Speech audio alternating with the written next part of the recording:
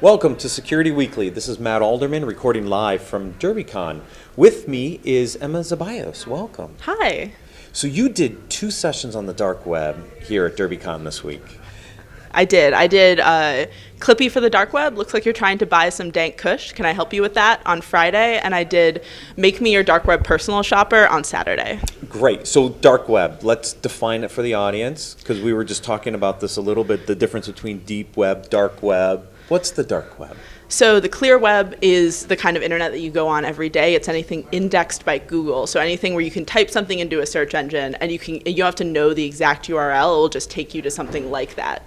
Whereas the deep web is anything not indexed by Google. But that doesn't necessarily mean it's nefarious in any way or that there's anything wrong with it. It just means that it's private in some way, or you need a special software. So like a company intranet, a private database where you need a password to access it, that's the deep web.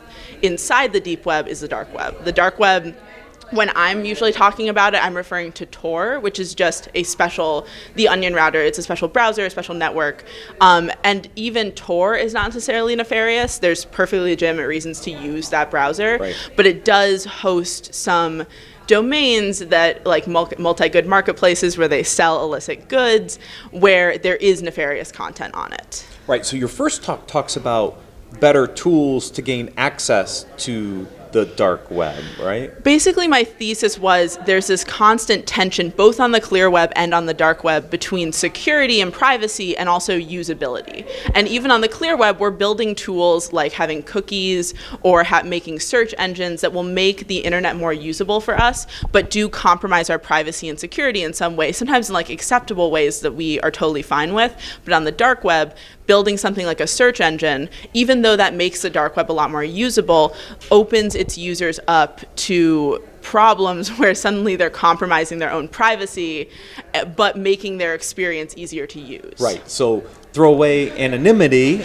exactly, right, by leveraging these tools or indexing the dark web for use. So it's that balance, right? It's almost the inverse of what we see in the clear web. Right. But you'll see people on the dark web make this choice, even though it doesn't really make sense looking from the outside, all the time. I cite this statistic that blows my mind. I studied this during the talk where someone was doing a survey of dark web forums that were talking about carding, so stealing credit cards and committing credit card fraud. And so people on this forum that were coming together to talk about committing a crime used a VPN only 4.8% of the time. 4.8%, and they're committing a crime while they're doing it.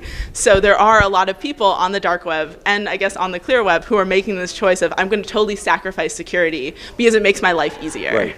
And now your second one was then on shopping on the dark web. Yeah, basically the idea, I wanted to show people how incredibly easy it is to buy things on the dark web and how much of the dark web e-commerce experience is built to mimic the clear web e-commerce experience.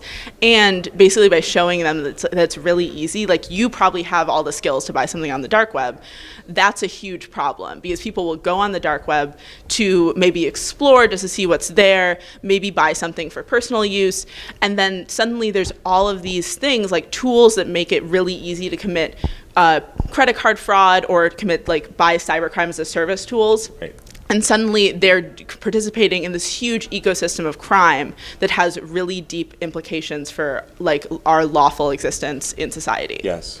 So 2 very interesting talks on the dark web. You can check them out on the DerbyCon site. Thanks for joining us. Thank you so much.